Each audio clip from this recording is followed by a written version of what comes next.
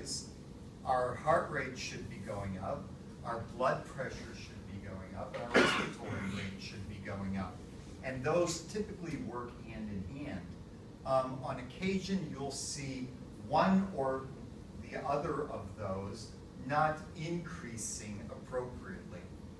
So, on occasion, you see people who are exercising, and this isn't necessarily an autonomic failure, but if one of those isn't going up appropriately or changing appropriately, typically it's on the upswing.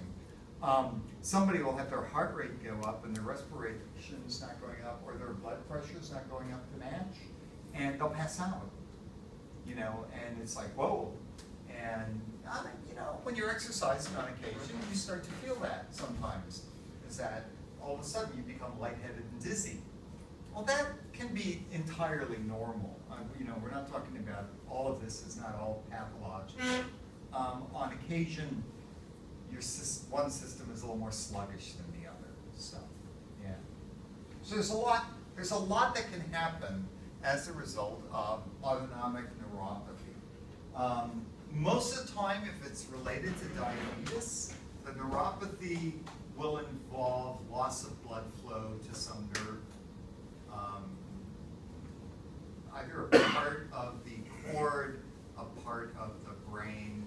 If it's the cord or the brain, you're probably talking about affecting the pathway itself. It can be peripheral, in which case you're affecting nerves. You know, nerves, just like everything else, living tissue, requires blood flow. Cool? Yes? So it's only the sweating abnormalities that are affected by sympathetic, and the rest is like both sympathetic and parasympathetic? Both,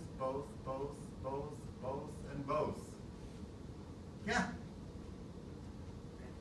Because, you know, there are a few things that there, and we can go over those again. We'll go over that table again later on today. But in general, most of this can be either. So I'm not saying, you know, with urinary problems, it's both. It could be. It could be either one. And the reason for that is, remember, one is the vagus nerve and the other is coming off all the levels of the cord. So, yeah. So you can have either one. Could it happen at the same time? Why not? You know, you could be a totally screwed up person. What can I say? Chances are, probably not. And the reason for that, once again, okay? Urinary problems, sexual difficulties, digesting food, and exercise intolerance all involve the vagus nerve parasympathetically and thoracic, or pretty much thoracic and some lumbar spinal nerves. The chances of having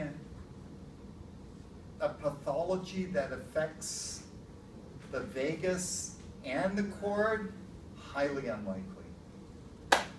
Unless it's a massive demyelination event, in which case you got a lot of other issues. So, okay? I just, you know, I thought you should know this stuff. All right. So, once again, this is a figure from another textbook. And it's beautiful, by the way. This is delightfully simplistic. So we have the medulla up here. And in the medulla, we have all of your cardiac centers for cardio acceleration and cardiac maintenance. So in other words, the vagal inputs that just keep the beat nice and slow. So we have this dorsal motor nucleus of the vagus. We're going to be revisiting that when we get into cranial nerves. And we have this whole cardio-inhibitory center and cardio-acceleratory centers that are sitting almost side by side, slightly askew of one another. So they're sitting kind of like this, but when the cross section they took is through here, so you see both of them. Now, with the vagus, so here we have the vagus, comes on down, and it's synapsing on the surface of the heart, and it's terminating in the SA node, the sinoarterial node, and the atrioventricular node. And what this is doing is just giving a little signal there that says, you know, let's get this happening in the proper sequence. Because what you probably remember is that we could cut this vagus nerve. Would the heart continue to beat? Yep. You've all seen the horror films where they rip the heart out of somebody and they're holding it there and it's still beating. Yep. And it's going to beat as long as it's oxygenated. Doesn't need anything. Okay?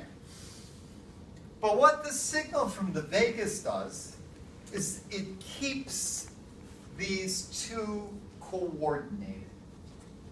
Because this one has to fire, then that one. This one, then that one. This one, then that one.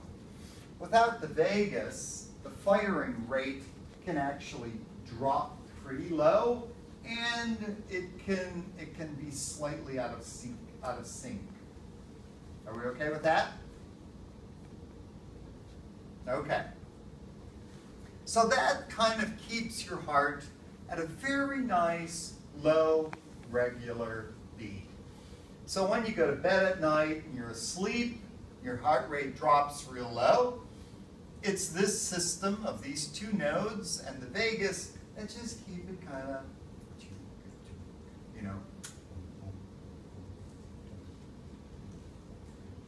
nice.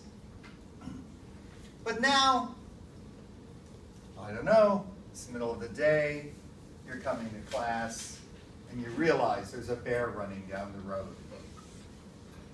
I like bears. Your heart rate goes up. Your blood pressure goes up. You're in full sympathetic mode. So now we have this cardioacceleratory center here.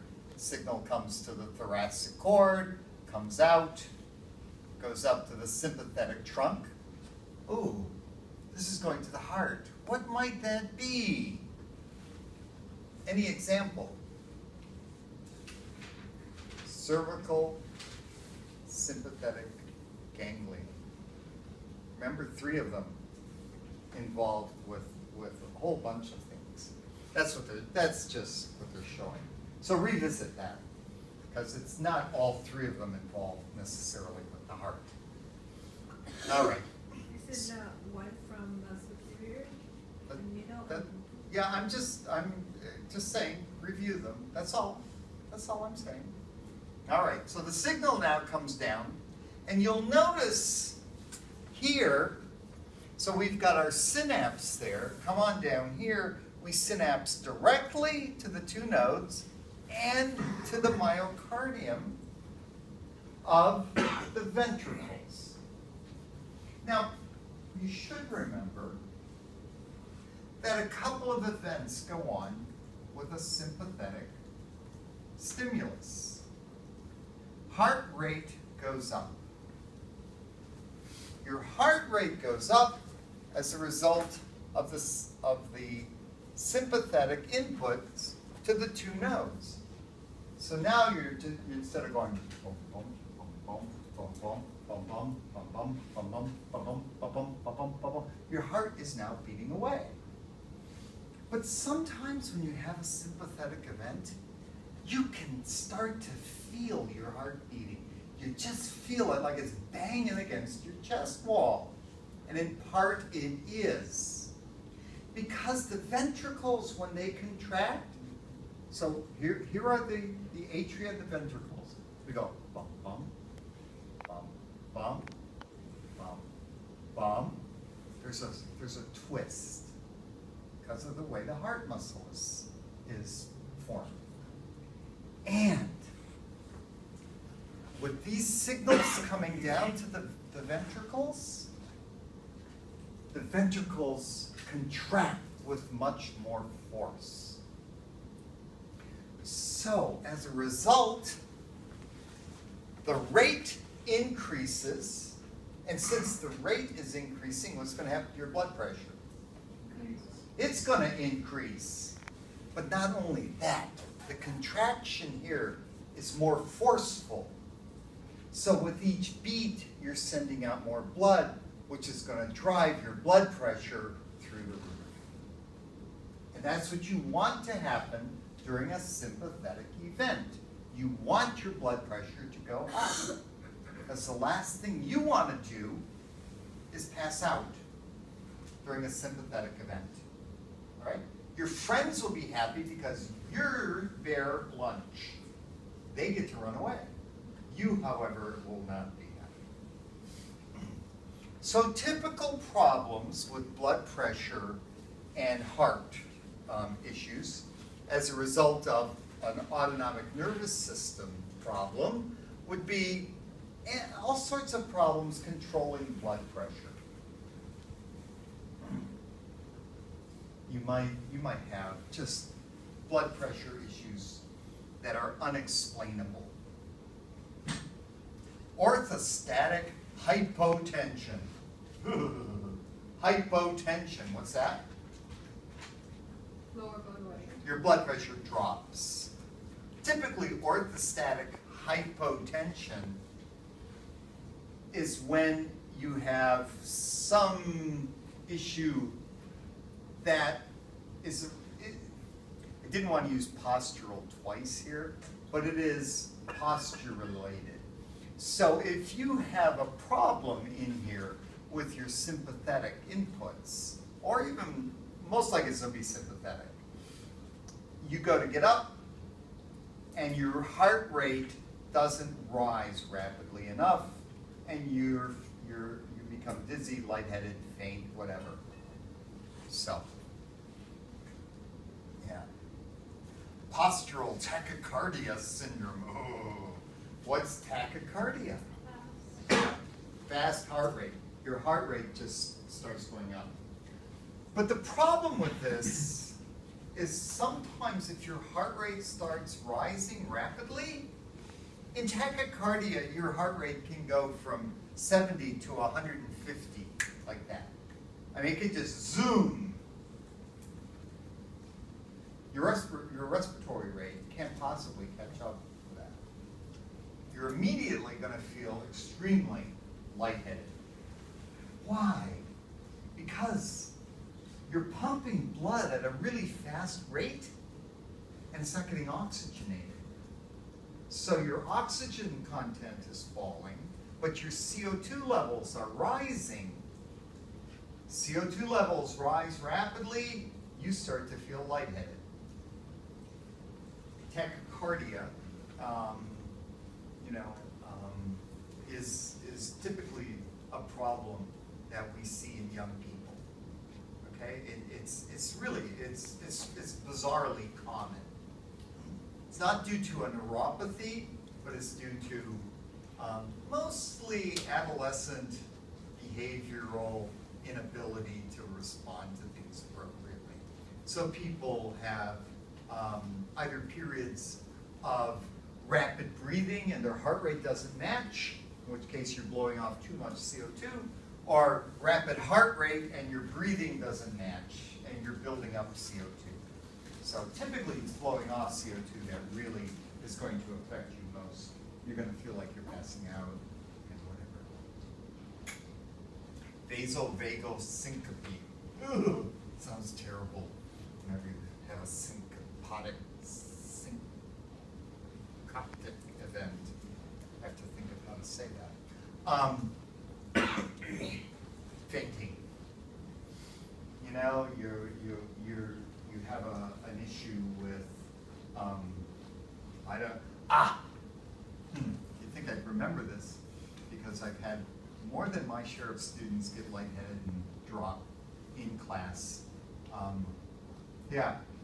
Go figure. Talking about hitting an artery and having blood spurt out.